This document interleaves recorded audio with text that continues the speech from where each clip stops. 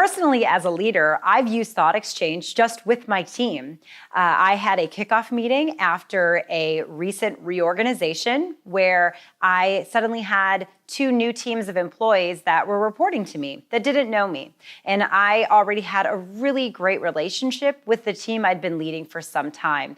So we were nervous about mixing the cultures together and being able to get everyone up and running as one team. So when we had that kickoff meeting, we had the opportunity, we were simulcasting from 2 different locations, and we used Thoughtexchange as a way for people to feel comfortable asking me whatever question they wanted. And I told them they could be as personal as they wanted to be, that if they wanted to know anything about my career journey, about my successes or failures, about my family, whatever they wanted to know, they could ask those questions. And because of the anonymity of the tool, they didn't feel like they were going to, be not allowed to ask the question, that I was going to think something about them. And so I got asked the tough questions. They asked me what my biggest failure in my career was, and I shared that with them. So I think that very quickly we were able to bring down some of those walls that always feel very strange when you get a new leader. So I've seen the value in Thoughtexchange just personally on my team,